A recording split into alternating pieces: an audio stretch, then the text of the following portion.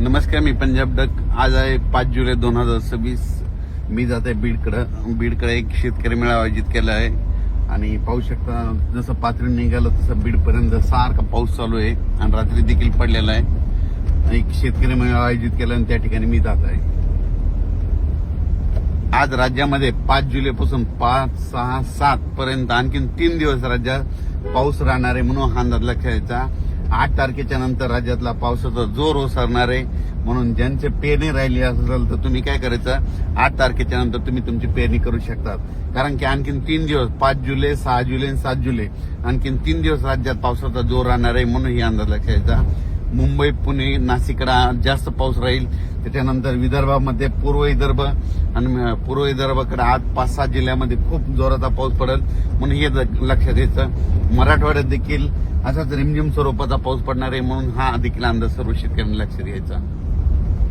तसेच नाशिककडं, मुंबईकडं मात्र ह्या 3 दिवस मात्र खूप पाऊस पडणार आहे. नाशिककडे देखील मुसळधार पाऊस पडणार आहे, काही ठिकाणी अति मुसळधार पडणार आहे.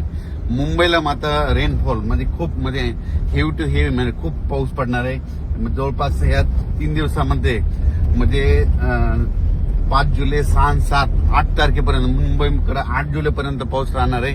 9 तारखेच्या नंतर मुंबईचा देखील पावसाचा जोर ओसरणार आहे म्हणून मुंबईच्या जनतेने देखील काळजी घेण्याची गरज आहे. कारण की 3 दिवस खूप अतिवृष्टी होणार आहे म्हणून हे देखील मुंबईकरांना अंदाज लक्षात घ्यायचा. कोल्हापूर, सांगली,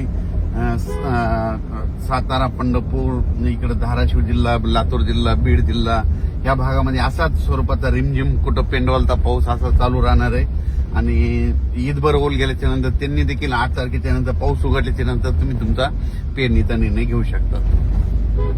विदर्भात देखील मात्र पूर्व आणि पश्चिम विदर्भात आज देखील म्हणजे आज 5 जुलै, 6 आणि 7 तारखेपर्यंत आणखीन 3 दिवस 7 तारखेपर्यंत विदर्भात देखील पावसाचा जोर असाच राहणार आहे. काही ठिकाणी अमरावती जिल्हा, अकोला, बुलढाणा जिल्हा पाऊस जास्त असल्यामुळे त्यांच्या वापसा न झाल्यामुळे त्यांच्या पेरण्या राहिल्या. त्या शेतकऱ्याचे फोन येत होते की पाऊस कधी थांबत. तर त्या शेतकऱ्याला, विदर्भातल्या शेतकऱ्याला सांगू इच्छितो की 7 तारखेपासून तुमच्या विदर्भाचा पावसाचा जोर ओसरणार आहे. नंतर तुम्ही तुमच्या पेरण्या करू शकता. धन्यवाद.